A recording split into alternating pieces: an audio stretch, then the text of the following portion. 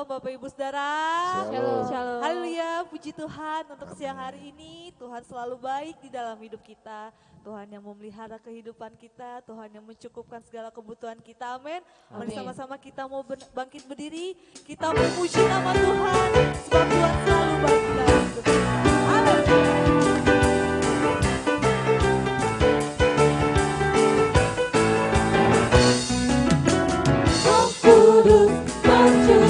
Di tempat ini urapannya yang ajaib memulihkan umatnya. Roh Kudus tercurah bagi gerejanya, membangkitkan umat pilihannya. Katakan Roh Kudus. Roh Kudus tercurah di tempat ini, urapannya yang ajaib memulihkan umatnya. Roh Kudus tercurah bagi gerejanya, membangkitkan umat pilihannya. Hari inilah harinya Tuhan, saat pembebasan tiba. Belenggu dosa telah dikatakan, mari bersorak bagi Dia. Hey! Anggur baru tercurah penuhi umatnya dengan sukacita. Minyak baru tercurah urapi umatnya, nyata kuasanya.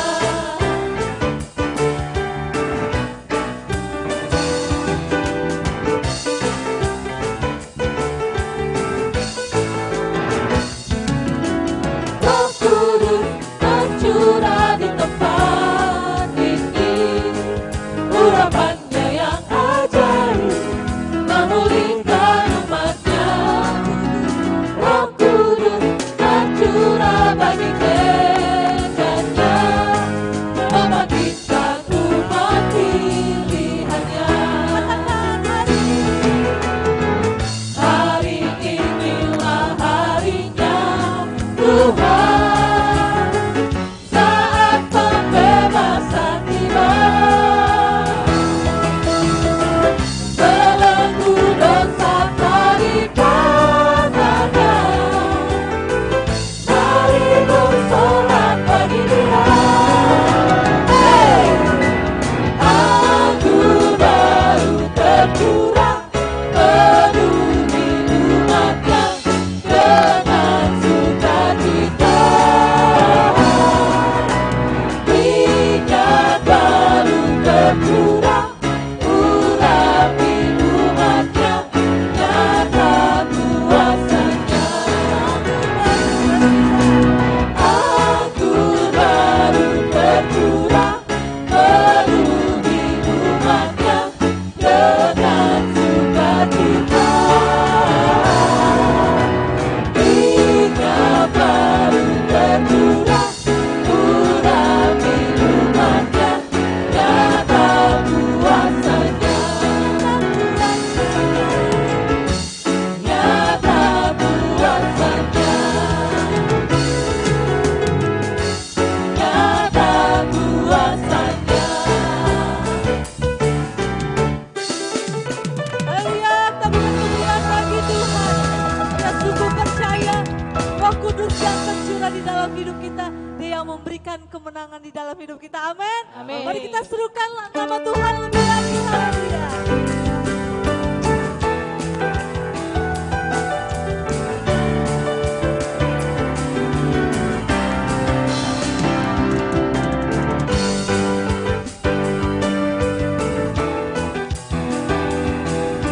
Mari sama-sama kita mau katakan lebih dari pemenang dalam segala perkara. Iblis tadi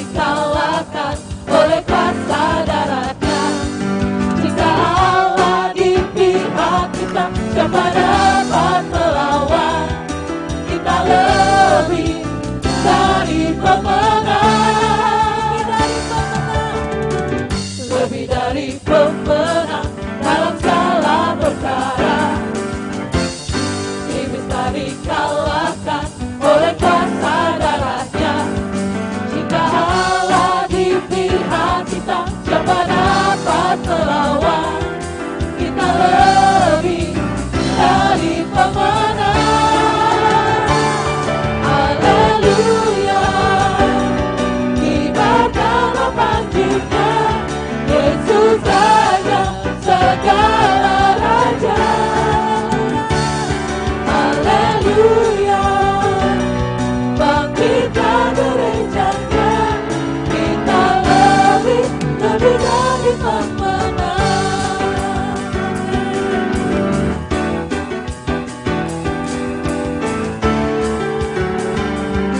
Mari kita menyatakan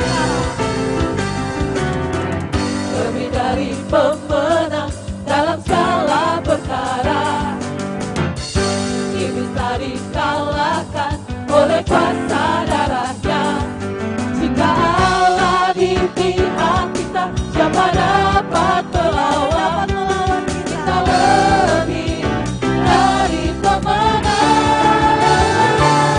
Haleluya, kibarkanlah panjinya, Yesus Raja segala raja.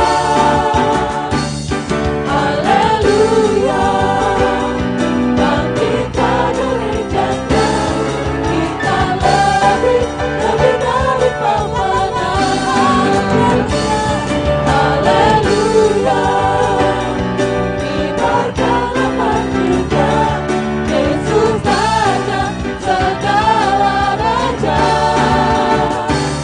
Haleluya, bangkitkan gerejanya, kita lebih dari pemenang. Kita lebih dari pemenang. Kita lebih dari pemenang.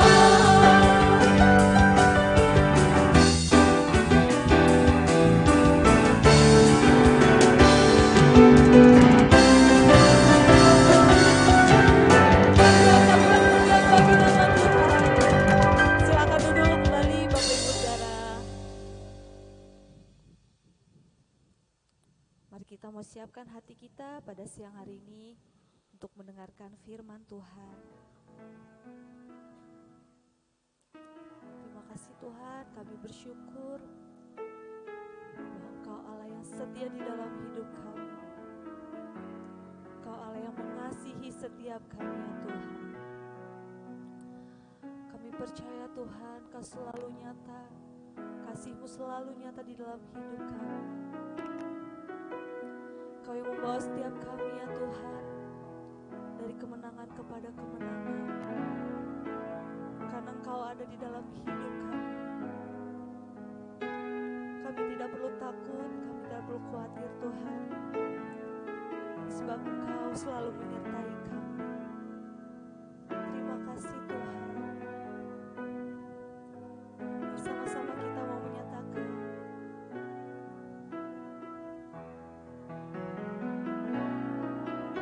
Ku cari wajah-Mu, temukan kasih-Mu.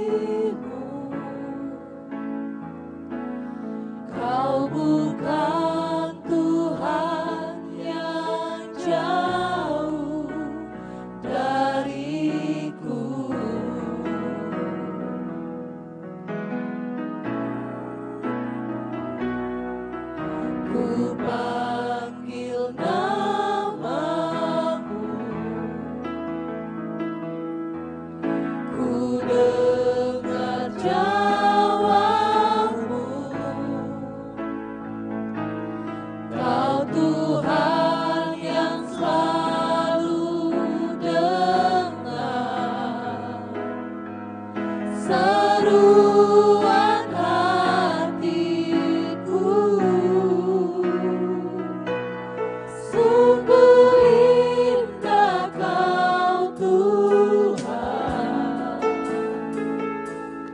penuh kasih dan sayang. Kau tempat penghiburan bagi setiap hati yang terluka. Sungguh indah Kau Tuhan,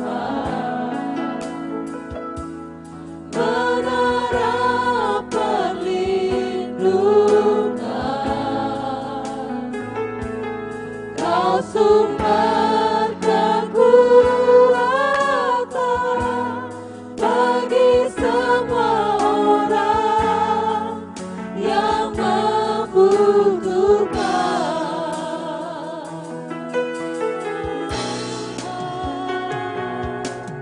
Ku cari wajah-Mu, temukan kasih-Mu. Kau bukan Tuhan yang jauh dariku.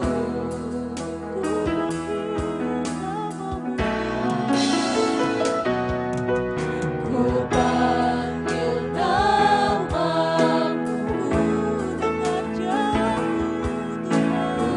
dengar jawab-Mu.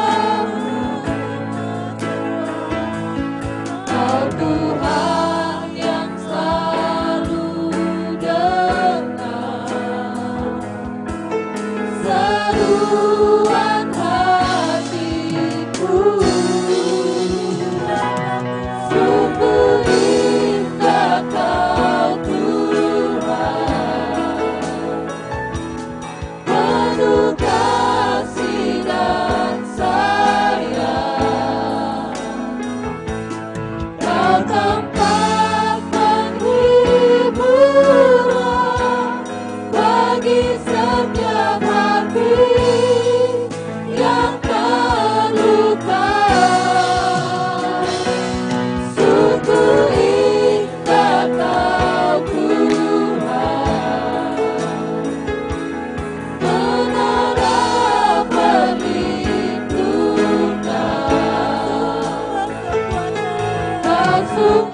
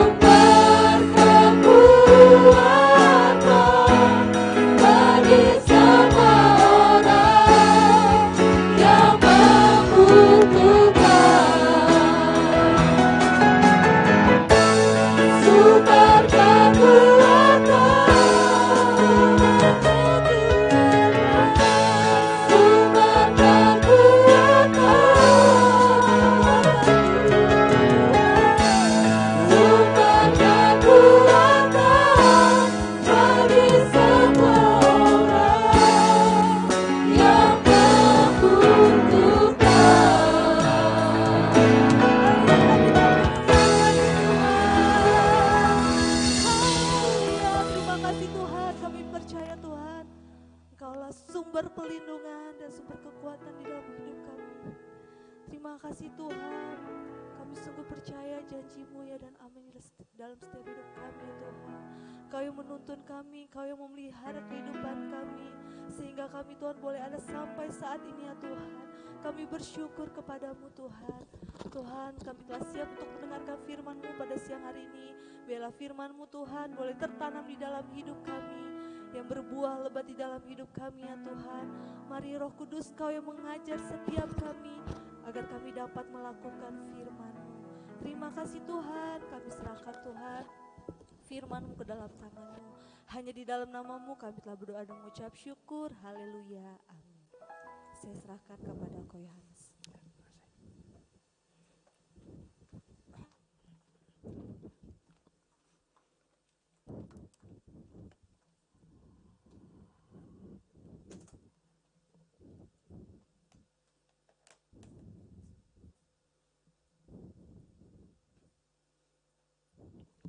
Shalom saudara, shalom. Saudara merasa diberkati Tuhan pada siang hari ini? Amin. Ya saudara, hari ini kita akan membahas tema yang sangat penting dalam kehidupan kita, yaitu berjudul Faithfulness Through Christ, atau kesetiaan melalui Kristus. Nah, kita akan melihat saudara firman Tuhan yang akan diambil dalam kitab Roma 5 ayat yang ke-8. Di sini kita akan melihat definisi dari kesetiaan dari Kristus dalam Alkitab. Dan nanti kita akan melihat ayat-ayat yang selanjutnya yang berhubungan dengan itu. Baru setelah itu kita akan membahas apa dampak dari kesetiaan Kristus dalam kehidupan kita. Amin saudara. Kita akan lihat di dalam Roma 5 ayat yang ke-8. Di sini firman Tuhan menyatakan, akan tetapi Allah menunjukkan kasih-Nya kepada kita karena Kristus telah mati untuk kita ketika kita masih berdosa. Ayat ini bukan ayat yang gak umum lagi ya. Saya rasa firman Tuhan ini merupakan salah satu firman Tuhan yang paling sering kita dengar. Dan kalau saudara lihat bagaimana firman Tuhan ini berhubungan dengan kitab Yohanes 3 ayat yang ke-16. Karena begitu besar kasih Allah akan dunia ini sehingga Ia mengaruniakan anaknya yang tunggal supaya barang siapa percaya kepadanya tidak binasa melainkan memperoleh hidup yang kekal. Dan di sini saudara, firman Tuhan menyatakan bahwa kasih setia Tuhan itu ditunjukkan kepada kita melalui apa saudara dikatakan? Melalui pengorbanan Kristus. Bagaimana kita tahu bahwa Tuhan adalah Allah yang setia? Karena Kristus telah menunjukkan kesetiaannya ketika Dia mengorbankan dirinya ketika kita semua masih belum mengenal Dia. Nah, yang kedua saudara, kita akan melihat firman Tuhan di dalam Ibrani 13 ayat yang ke-5. Ini menjelaskan juga mengenai kesetiaan Tuhan. Kalau yang tadi menjelaskan bagaimana apa yang Tuhan telah lakukan supaya kita ini bisa menerima keselamatan, yaitu kita percaya kepada Dia, Dia mengorbankan dirinya dan kita percaya kepada Dia, maka kita menerima keselamatan. Yang kedua ini, firman Tuhan menyatakan apa sih yang Tuhan katakan mengenai kesetiaan. Di dalam Ibrani 13 ayat yang ke-5 firman Tuhan menyatakan, aku sekali-kali tidak akan membiarkan engkau dan aku sekali-kali tidak akan meninggalkan engkau. Hal ini juga yang dikatakan oleh Tuhan Yesus sebelum Tuhan Yesus itu naik ke surga. Tuhan bilang apa? Aku tidak akan meninggalkan engkau. Nah, kalau saudara melihat bagaimana firman Tuhan menyatakan sebelum kedatangan Tuhan Yesus ini dibilang bahwa Dia itu adalah Allah Immanuel. Saudara tahu arti Immanuel apa? Allah beserta kita. Dan dalam kitab Ibrani dibilang bahwa Dia adalah firman yang menjadi manusia yang hidup dan tinggal bersama-sama dengan kita. Di sini kita bisa melihat saudara bagaimana kesetiaan Tuhan itu ditunjukkan melalui penyertaan Dia dalam kehidupan kita. Bagaimana Tuhan ini menyertai kita? Firman Tuhan berkata bahwa aku akan mengirimkan kepadamu penolong, yaitu roh kebenaran. Dia yang akan menyertai kamu senantiasa. Kalau saudara baca di kitab Kisah Para Rasul 1 ayat yang ke-8, firman Tuhan berkata seperti ini. Tuhan Yesus berkata seperti ini saudara. Ketika Roh Kudus turun ke atas kamu, maka kamu akan menerima kuasa. Dan Dia akan memberikan kamu kuasa untuk menjadi saksi. Saksiku dari Yerusalem, Yudea, Samaria sampai ke ujung bumi. Dan kalau kita lihat firman Tuhan menyatakan bahwa Roh Kudus inilah yang menjadi materai dalam kehidupan kita sampai segenap janji Tuhan dalam kehidupan kita itu digenapi. Kita akan melihat saudara yang ketiga di dalam Ratapan 3 ayat 22 sampai 23. Ratapan 3 ayat 22 sampai 23. Firman Tuhan berkata seperti ini. Tak berkesudahan kasih setia Tuhan dan tak habis-habisnya rahmatnya. Selalu baru tiap pagi besar kasih setiamu. Firman Tuhan menyatakan tidak berkesudahan kasih setia Tuhan. Kalau kata-kata tidak berkesudahan ini memiliki limit waktu enggak saudara? Kata-kata tidak berkesudahan berarti ini kekal saudara. Unlimited. Kalau saudara punya panggilan telepon dibilang ini unlimited. Berarti saudara bisa telepon dari sekarang sampai kapanpun juga. Selama baterai saudara masih hidup. Benar ya saudara? Di sini firman Tuhan menyatakan bahwa kasih setia Tuhan tidak berkesudahan. Dikatakan tak habis-habisnya rahmatnya. Yang paling menarik saudara dikatakan selalu baru tiap pagi. Kalau kita masih bangun pagi saudara, masih bisa melihat pagi, itu berarti kasih setia Tuhan itu selalu baru dalam kehidupan kita. Nah, kita akan lihat saudara contoh orang-orang yang memiliki kesetiaan terhadap Tuhan. Tadi kan kita lihat dari aspek Tuhan. Tuhan itu setia kepada kita, benar ya? Kalau Tuhan itu udah mati buat kita sebelum kita mengenal Dia. Setelah itu Tuhan itu dikatakan yang kedua tidak pernah meninggalkan kita. Dan yang ketiga menyatakan bahwa kasih setia Tuhan itu selalu baru setiap pagi. Itu bagian Tuhan yang kita terima, benar ya saudara ya? Nah, kita akan melihat contoh-contoh di dalam firman Tuhan. Orang-orang yang telah merasakan kasih setia Tuhan dan dia ini akhirnya setia terhadap Tuhan. Kalau tadi dari aspeknya Tuhan, Tuhan itu setia, kita menerima. Dan di sini kita akan melihat orang-orang yang memiliki kesetiaan terhadap Tuhan. Nah, kalau saudara lihat di sini di Daniel 6 ayat 13 sampai 23. Ini merupakan sebuah kisah bagaimana Daniel ini harus memiliki keputusan yang tidak sesuai dengan kepercayaan dia. Kita tahu bahwa Daniel ini di dalam firman Tuhan diceritakan Daniel ini seseorang yang cinta Tuhan, yang selalu memiliki hubungan yang dekat dengan Tuhan dengan cara dia itu berdoa setiap hari berapa kali saudara? 3 kali. Dan di situ kesetiaan dia ini diuji saudara. Kita akan lihat di dalam Daniel 6 ayat 13 sampai 23 firman Tuhan berkata seperti ini. Lalu kata mereka kepada raja, Daniel, salah seorang buangan dari Yehuda tidak mengindahkan tuanku ya raja, dan tidak mengindahkan larangan yang tuanku keluarkan, tetapi 3 kali sehari ia mengucapkan doanya. Setelah raja mendengar hal itu, maka sangat sedihlah ia dan ia mencari jalan untuk melepaskan Daniel. Bahkan sampai matahari masuk, ia masih berusaha untuk menolongnya. Lalu bergegas-gegaslah orang-orang itu menghadap raja serta berkata kepadanya, ketahuilah ya raja, bahwa menurut undang-undang orang Media dan Persia, tidak ada larangan atau penetapan yang dikeluarkan raja yang dapat diubah. 16. Sesudah itu raja memberi perintah, lalu diambillah Daniel dan dilemparkan ke dalam gua singa. Berbicaralah raja kepada Daniel, Allahmu yang kau sembah dengan tekun, dialah kiranya yang melepaskan engkau. Maka dibawalah sebuah batu dan diletakkan pada mulut gua itu.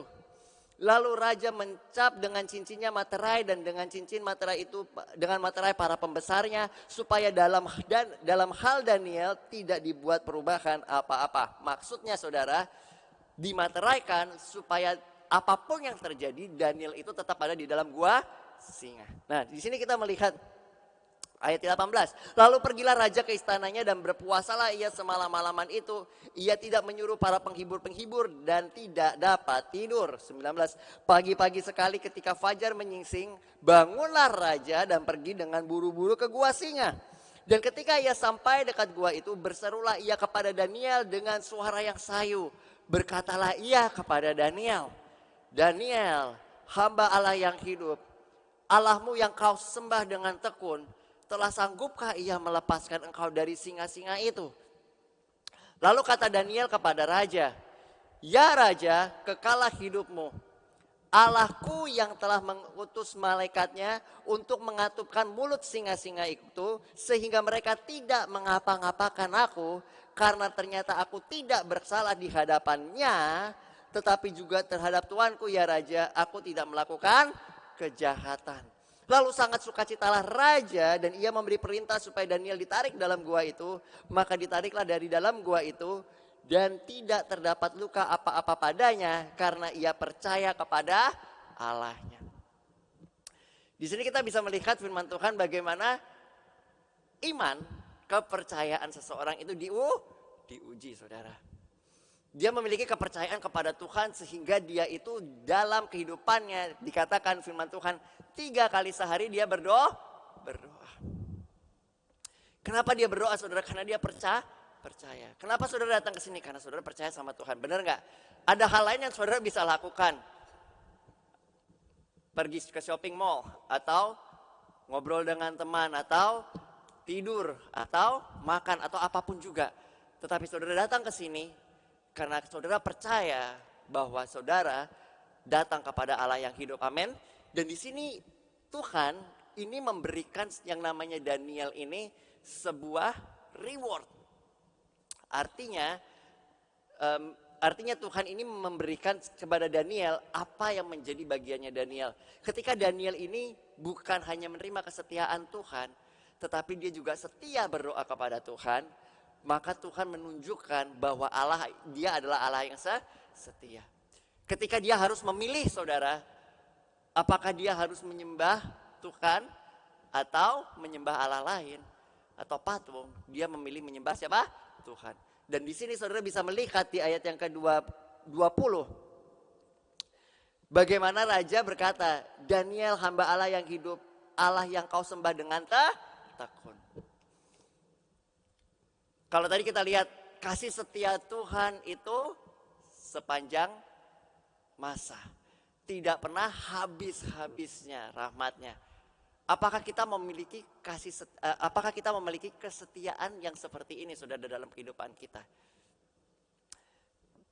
Kalau kita posisikan kita sebagai Daniel, apapun yang akan terjadi, dia tetap setia terhadap Tuhan. Ada sebuah, di sini siapa yang pernah dengar lagu, ini pernah dibagikan oleh saudari Niko, pernah dengar lagu I have decided to follow Jesus. Mengikut Yesus keputusanku. Saudara pernah dengar lagu itu ya? Lagu yang sangat bagus, sangat sederhana. Tapi kalau saudara tahu sejarah dari lagu itu merupakan seorang keluarga yang setia terhadap Tuhan. Ketika keluarga ini harus memilih menyangkal Tuhan atau mati, mereka memilih apa saudara? Tuhan. Walaupun mereka harus kehilangan hal yang paling berharga apa saudaranya? Nyawa. Mereka lakukan. Kenapa? Karena mereka tahu. Tadi firman Tuhan yang pertama kita baca adalah karena kasih setia Tuhan, dia telah menyerahkan nyawanya ketika kita masih berdosa. Dan akhirnya keluarga ini, terutama yang paling menyakitkan adalah si kepala keluarga. Karena dia harus melihat seluruh anggota keluarganya dibunuh satu persatu. Dan baru habis itu dia dibunuh. Tetapi saudara di sini kita mau melihat, kalau saudara lihat sejarahnya, dikatakan setelah itu kampung itu atau daerah itu menjadi daerah Kristen. Banyak orang yang bertobat. Karena firman Tuhan berkata di mana pertumpahan darah Tuhan itu akan melawat di situ. Dan di sini saudara kita bisa melihat kesetiaan Tuhan dalam kasus Daniel. Ini Tuhan tunjukkan ketika apa saudara? Ketika dia harus ada di dalam gua singa, tetapi Tuhan mengutus malaikatnya. Yang kedua saudara kita akan baca di dalam Daniel 3 ayat yang ke-10 sampai dengan ayat yang ke-28.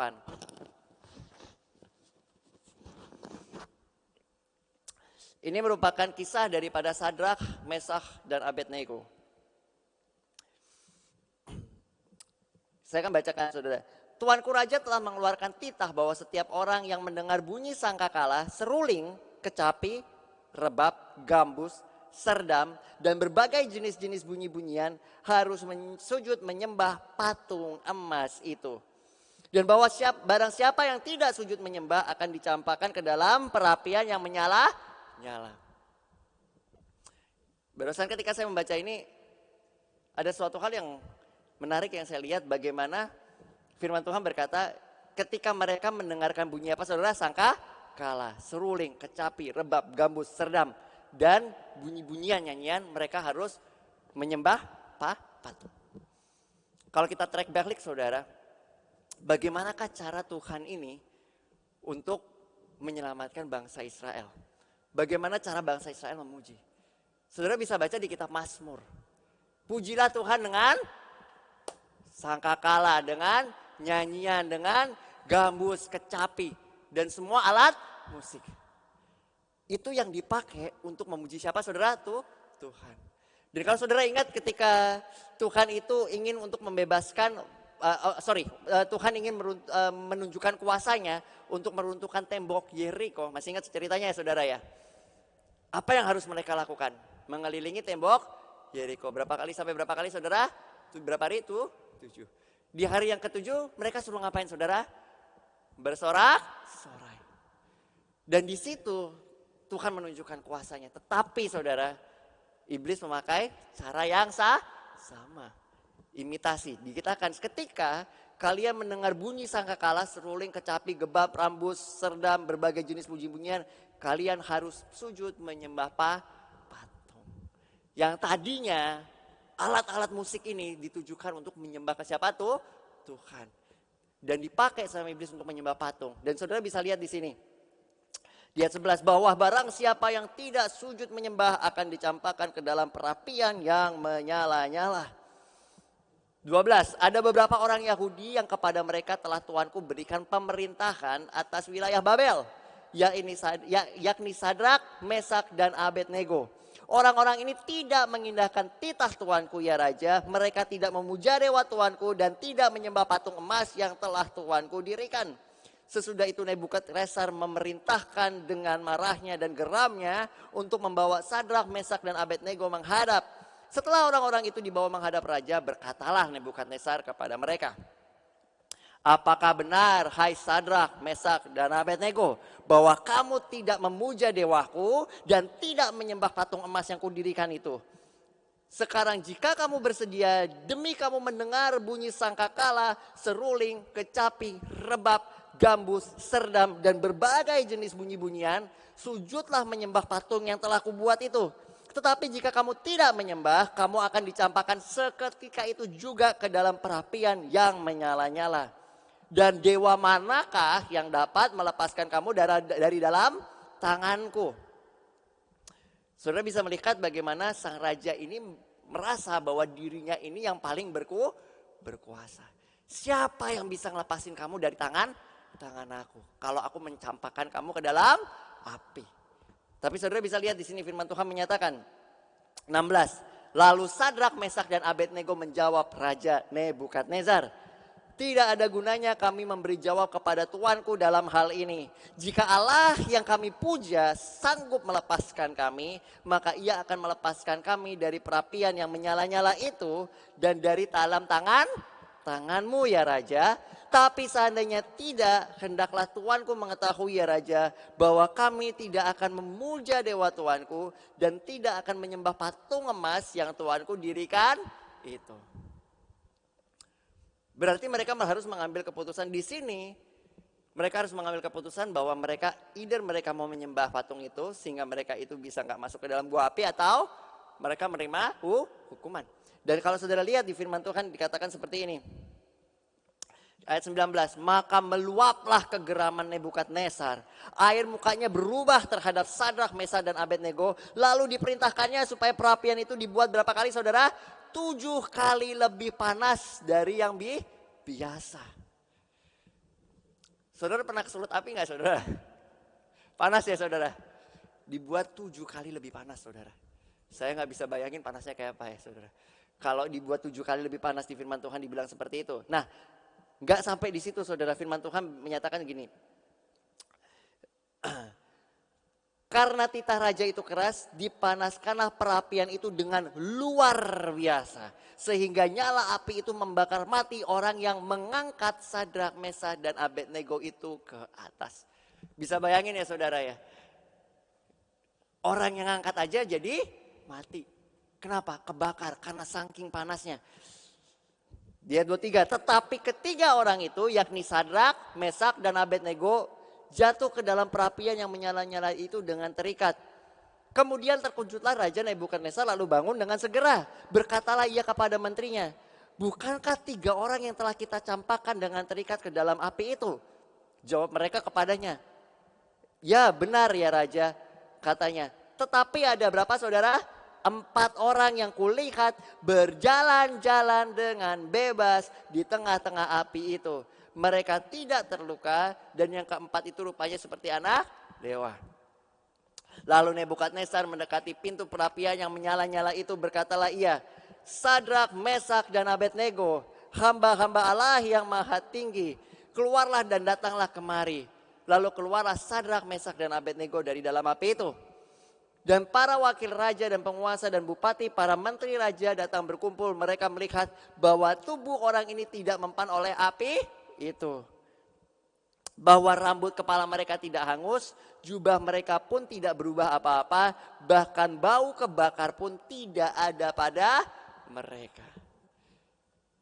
Ajaib ya saudara ya. Orang yang lempar mati terbakar. Orang yang dilempar malah enggak mempan. Di sini kita bisa melihat bagaimana Tuhan ini menunjukkan kasih setianya. Tapi sebelum itu, apa yang Sadrak, Mesak, dan Abednego lakukan? Dia setia terhadap Tuhan. Nah, saudara bisa lihat di sini, berkatalah Nebukadnezar di ayat 28, terpujilah Allahnya Sadrak, Mesak, dan Abednego. Ia telah mengutus malaikatnya dan melepaskan hamba-hambanya yang telah apa saudara? Menaruh percaya kepadanya dan melanggar titah raja dan menyerahkan tubuh mereka karena mereka tidak mau memuja dan menyembah Allah manapun kecuali Allah mereka. Ini yang namanya setia saudara. Ketika kita mengambil keputusan, maka kita melakukannya. Satu hal yang menarik saudara, kita berbicara mengenai kesetiaan. Bagaimana kalau saudara ingat perumpamaan ketika Tuhan Yesus berbicara mengenai perumpamaan dari anak yang terhilang. Tahu ya saudara ya? Anak yang terhilang itu singkat cerita, dia itu setelah dia itu jatuh miskin, dia itu ingin kembali ke bapaknya. Dan dia berkata, aku di rumah bapakku, pelayan-pelayanku memiliki banyak makanan, sedangkan aku di sini mati kelaparan. Aku akan pergi kepada bapakku dan aku akan berkata kepada dia, Bapak, aku telah berdosa terhadap surga dan terhadap Bapa. Aku tidak layak lagi disebut menjadi anak Bapa. Jadikanlah aku salah satu dari upahan Bapak. Benar ya saudara ya?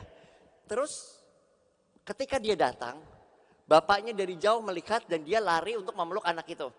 Setelah itu apa yang dikasih ke bapak itu saudara? Apa yang bapak itu kasih ke anak itu ketika anak itu berkata, oh Bapak, aku tidak layak disebut anak Bapak, aku telah berdosa terhadap surga dan terhadap Bapak. Jadikanlah aku salah satu dari orang upahan Bapak. Ayahnya nanggepin apa saudara? Bapaknya nanggepin apa saudara? Dia panggil asistennya suruh ngasih yang namanya jubah yang baru, terus cincin dan alas kaki. Benar ya saudara ya? Jubah yang baru melambangkan sebuah identitas yang baru. Melambangkan sebuah otoritas yang Tuhan berikan kepada kita, kepada anak itu. Identitas anak baru. Identitas yang baru terhadap anak itu. Saudara pernah lihat polisi lalu lintas? Pernah lihat ya saudara? Kalau misalnya saudara lihat polisi lalu lintas, pasti mereka pakai baju polisi. Dan ketika mereka pakai baju polisi, mereka bunyikan peluitan, mau gak mau orang pasti nurut. Yang normal ya saudara. Kenapa? Karena baju dia ini memiliki otoritas. Memberikan dia otoritas untuk mengatur lalu lintas. Coba saudara kalau polisi lalu lintas itu pakai pakaian kaos oblong. Sama celana pendek. Terus berdiri di jalan, prit, prit. Orang mau nurut gak kira-kira saudara? Enggak. Walaupun dia polisi loh saudara. Kenapa? Karena dia gak memakai jubah yang benar. Perlengkapan yang benar. Perlengkapan itu memberikan otoritas. Yang kedua saudara, kita ngomong soal cincin. Sini siapa yang udah menikah saudara? Wah belum semua ya, masih lajang semua di sini, puji Tuhan. Kalau saudara menikah, saudara itu dikasih yang namanya cincin, benar gak saudara? Cincin ini lambang apa sih saudara? Kesetiaan. Makanya sebelum saudara nikah, saudara disuruh mengucapin janji nikah. Benar ya saudara ya? Saya akan setia dalam susah dan senang. Benar ya? Dalam sakit dan sehat. Ya kan? Sampai maut memisahkan. Inilah yang dilakukan oleh Sadrak, Mesak dan Abednego. Dia setia terhadap Tuhan. Dan Tuhan juga memberikan kesetiaan terhadap mereka. Dan di sini saudara, Tuhan ingin supaya kita mengerti akan hal ini. Supaya kita mengerti setia kita. Kenapa? Karena Tuhan terlebih dulu setia terhadap kita. Nah, tanggapan saudara dari kita, bagaimana Tuhan itu ingin supaya kita memiliki kesetiaan dalam diri kita, itu ada di dalam Lukas 18 ayat 1 dan ke-8.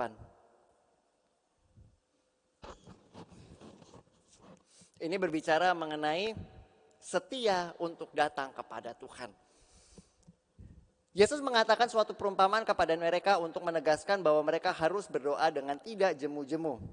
Katanya, dalam sebuah kota ada seorang hakim yang tidak takut akan Allah dan tidak menghormati siapapun. Dan di kota itu ada seorang janda yang selalu datang kepada hakim itu dan berkata, belalah hakku terhadap lawanku. Beberapa waktu lamanya hakim itu menolak, tetapi kemudian ia berkata dalam hatinya, walaupun aku tidak takut akan Allah dan tidak menghormati seseorang pun, namun karena janda ini menyusahkan aku, baiklah aku membenarkan dia, supaya jangan terus saja ia datang dan akhirnya menyerang aku. Kata Tuhan, camkanlah apa yang dikatakan hakim yang lalim itu. Tidakkah Allah akan membenarkan orang-orang pilihannya yang apa saudara? Siang malam berseru kepadanya.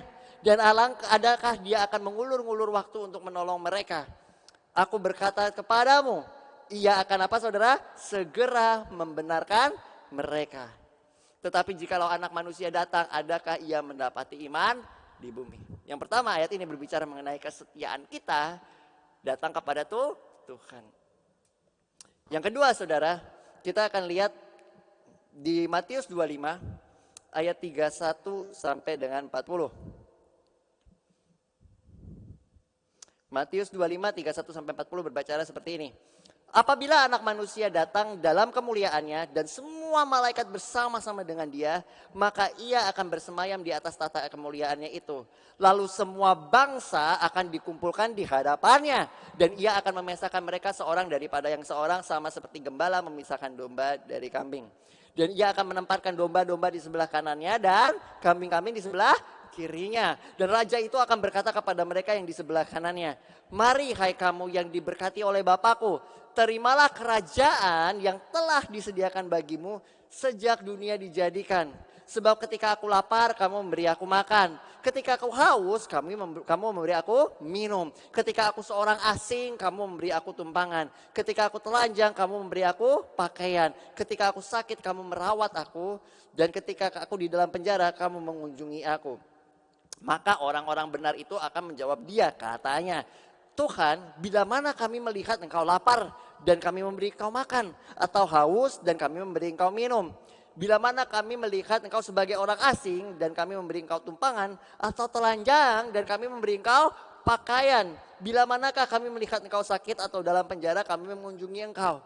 Dan raja itu akan menjawab kepada mereka, aku berkata kepadamu, sesungguhnya segala sesuatu yang kamu lakukan untuk salah seorang saudaraku yang paling hina ini, kamu telah melakukannya untuk aku. Kalau yang tadi setia dalam berdoa, dalam datang kepada Tuhan. Yang kedua ini setia dalam memberi.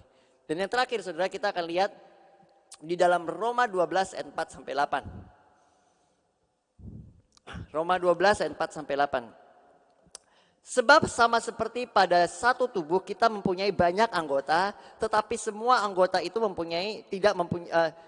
tidak semua anggota itu mempunyai tugas yang sama. Demikianlah juga kita, walaupun banyak, adalah satu tubuh di dalam Kristus, tetapi kita masing-masing adalah anggota seorang terhadap yang lain. Demikianlah kita mempunyai karunia yang berlain-lainan menurut kasih karunia yang dianugerahkan kepada kita. Jikalau karunia itu adalah untuk bernubuat, baiklah ia melakukannya sesuai dengan iman kita.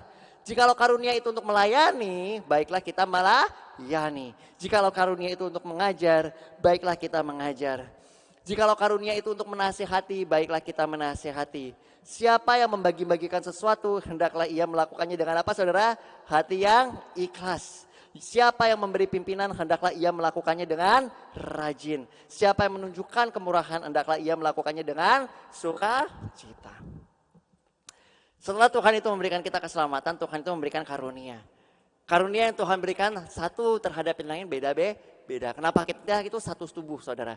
Ada yang dikasih karunia sebagai tangan, benar ya saudara? Ada yang sebagai kaki, ada yang sebagai mata, ada yang sebagai mulut. Firman Tuhan menyatakan kalau semua orang itu jadi mata, siapa yang jadi mulut?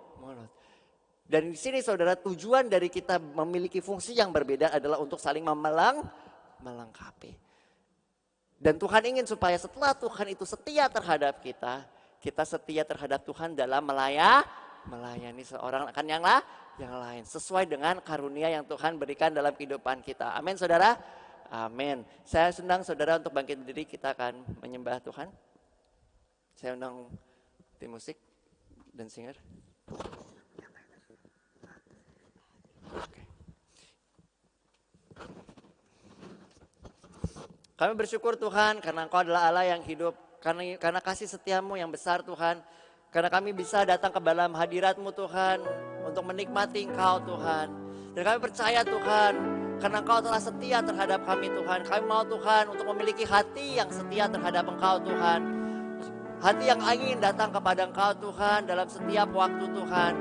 Memiliki kesetiaan Tuhan untuk melayani Engkau Tuhan dengan cara kami bisa melayani sesama. Untuk memberikan apa yang kami miliki saudara Tuhan. Karena Engkau yang telah memberikan apa yang telah Engkau miliki kepada kami. Dan apa yang kami miliki semua berasal dari Engkau Tuhan. Dan kami mau Tuhan supaya Engkau yang menjamah setiap kami Tuhan. Engkau yang berbicara terus dalam hari kami Tuhan. Karena Engkau Allah yang menyertai kami Tuhan. Kami mau Tuhan untuk menyembah Engkau karena Engkau adalah Allah yang hidup.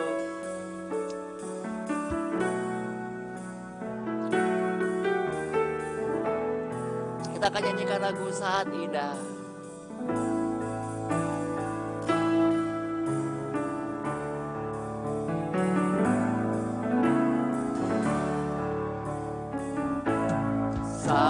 Saat indah ku berhadapan denganmu,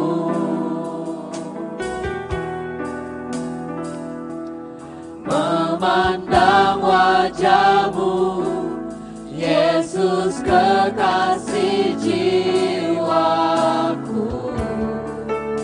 Bawa aku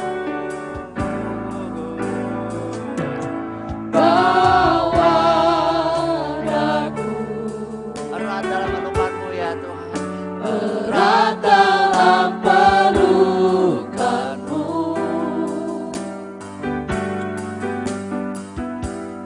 menikmati kasih dan indahnya hadiratmu. Katakan saat indah. Saat indah ku berhadapan denganmu, Memandang wajahmu. memandang wajahmu, Yesus kekasih jiwaku. Bawa aku. Bawa aku erat dalam pelukanmu,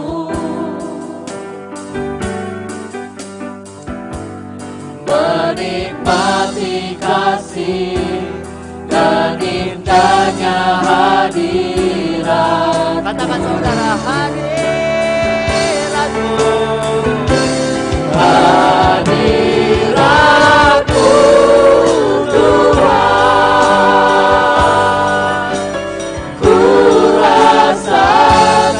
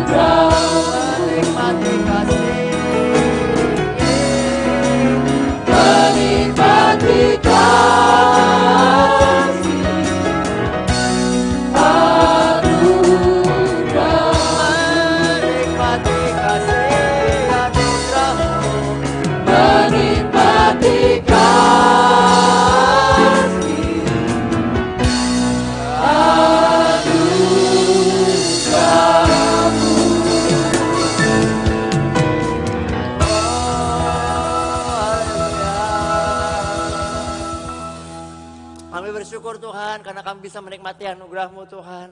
Yang selalu baru setiap pagi Tuhan. Dan kami mau Tuhan supaya Engkau yang akan terus menerangi setiap jalan kami Tuhan. Karena firman-Mu adalah pelita bagi jalan kami dan terang bagi kehidupan kami. Kami bersyukur Tuhan bahwa Engkau adalah Allah yang hidup. Allah yang sama dulu sekarang sampai selama-lamanya. Dan kami mau terus Tuhan berjalan di dalam firman-Mu. Di dalam Engkau dan berakar dalam Engkau Tuhan. Supaya kami bisa bertumbuh Tuhan. Berbuah dan buah itu menjadi tetap. Supaya melalui kehidupan kami nama-Mu dapat dipermuliakan. Di dalam nama Tuhan Yesus kami berdoa dan mengucap syukur.